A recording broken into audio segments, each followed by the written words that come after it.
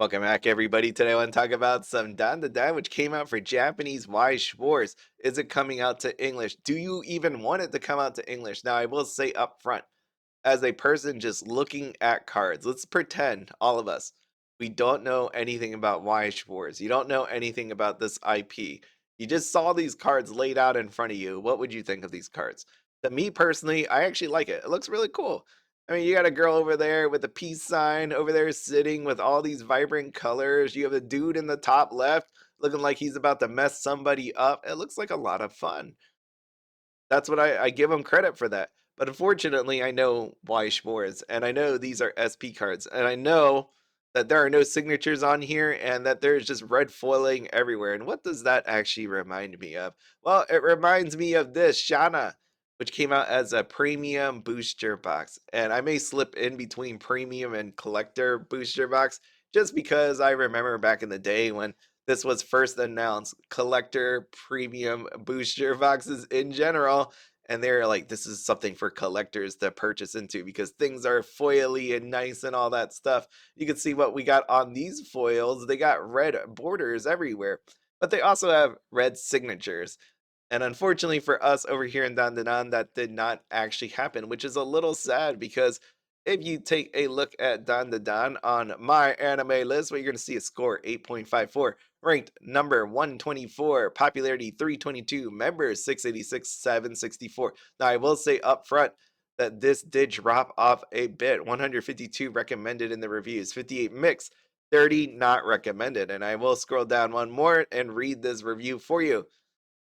And I zoom in some more for you that you can see it a little bit better. DDD was the most hyped anime of the year on the first glance. The reason why is obvious and amazing OP. Bright colors, great animations, and loads of action. Literally everything you could see in those cards that I just showed you. It's a spectacle for sure, but that's all. The format for the show is action scene, action scene, action scene, fan service, action scene. The characters never got a proper introduction, so even after a full season, I don't feel like I know them, which is not a good thing when you have an IP and you want people to fall in love with it. One of the ways to do that is having great characters. And I think that's where people felt a little bit disappointed with the show in general, but that's one person's review. But I hear that a lot. So it says something.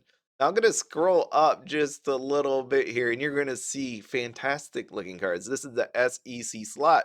They took the same exact art and the same red foiling, and what they did was add more stuff to it to make you feel like you get more value, just to make these cards look excellent. It is for sure reflected in the pricing. So it's like if you were going to do this, I think the biggest problem was you call these SPs, and this is the thing that always makes people upset. SPs do not equal signature cards. They're special, but we know them to be that way. Like if you show me SP cards with signatures for years on years on years and you don't give it to me, this is where we're gonna have a problem. But you could at least have done something else. Give it a different rarity if you want.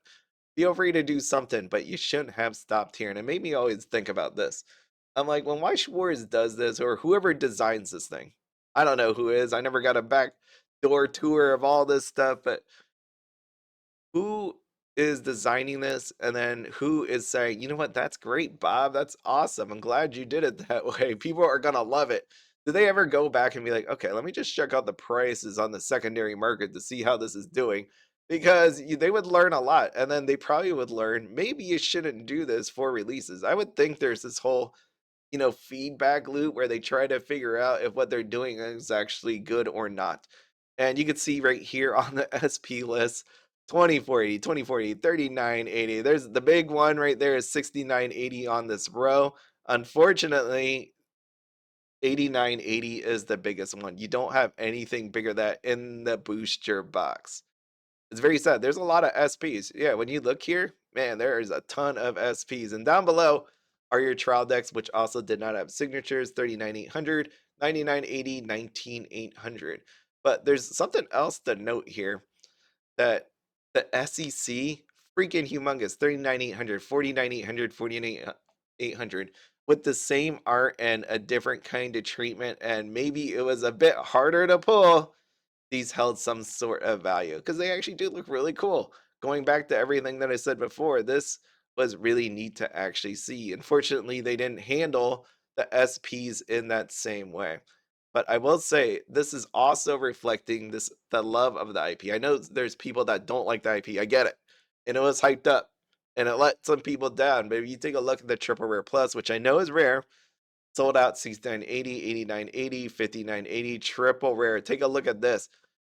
There's some that are expensive, 1480, but what I really want to show you is the different trial deck triple rares. And take a look. Sold out, sold out, sold out, sold out. Only one is still sitting here.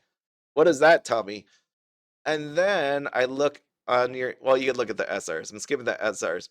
Who really cares? I mean, there are some really nice SRs and there are some that are actually sold out.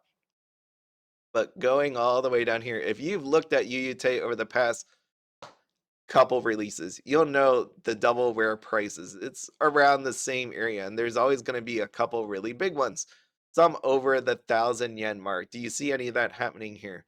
Like the same kind of story that we have up above with the SPs.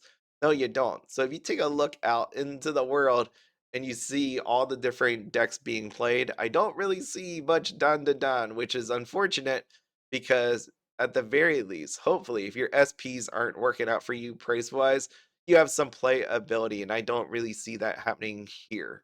Nothing reflects that to me. I mean, you have a rare right here that's 220, but thinking about the world and seeing the decks that are actually being played, I see some Quints out there. I see some Hollow Live. I see Grand Shin-Chan, Decide, Love Live, all these different ones. And I saw one Nikkei out there, and I don't see this. You would think as a set that just came out that has some sort of popularity to it, that someone would be attempting to show off to the world, maybe potentially getting a win. But I see all those other ones. And I'm saying when I'm looking at these decks, I'm looking for volume here. I'm trying to find a bunch of these and I don't really see it. And it kind of just goes back to other people are wanting to play with other decks, but then you take a look at some of these elector type cards and yeah, they're gone. They're gone. So this is a tremendous miss when I think about the IP in general. Like, you messed up with the SPs. You did really good on the SECs, and then the playability of it questionable at this point. We'll see if it pops up more. Who really knows? Maybe people are just trying to feel out, try to find the right deck. It reminds me of this one. You see this one? SPs. Ooh, Guilty Gear. It's been a while since I've shown this, so let me just show it again. Ooh, this is 19, 15, 15, 11, 17. If you don't know, this is Guilty Gear Strive on the English side. Instead of putting signatures or whatnot on here, you ended up with gold frames. Kind of reminds you of this, right? Where you just got red frames. Instead of gold, we're going to go with red. And this is what happened with the SP prices. Yeah, it's not pretty. Not pretty, but I'm not gonna say that's all of them. Here's a 165. Up here is one sold out. There you go. None showing here. When's the last sale? Last sale, 200 bucks. You're always gonna find one big one. There's always gonna be something like that, but the rest of these all suffered. Yep, they did. It was unfortunate. Oh, by the way, did you know Shana? When I was taking a look at this because I wanted to see the red frame. This card has 5 different versions. You can thank the premium booster box for 3 of the versions. You got a normal, Shana parallel, and then you also have the SP version down here.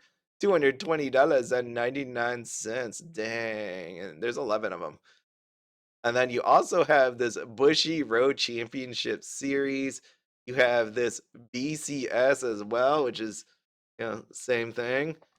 $99.97. Man, I would just hope sometimes they would just use a different art. That would be nice. Or do something different. On these bushy roads, if you didn't notice, there are no red framing around this. It's just you get the little stamp logo on there, which I guess is acceptable. Other games do that. Why not Bushy Road with Weiss Schwarz and Jana? But in the end, I think this was a wasted opportunity. It was very sad. Some of this is very beautiful looking. And I think that's what got most people disappointed when they saw this.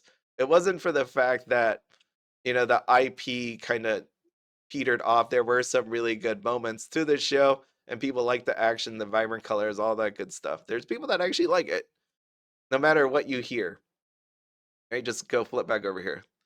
There's a for as many not recommendeds and mixed feelings, you have more recommendeds out there. So, and it's proven by the different foil cards that were sold. They just really messed up, and I hope Bushiroad, Weiss Schwarz learned something from this. Unfortunately, I don't think they are, and we're gonna have problems like this still come up in the future, but I'd love to be wrong. As always, have fun, be happy, and don't spend anything outside your budget. Have a good one.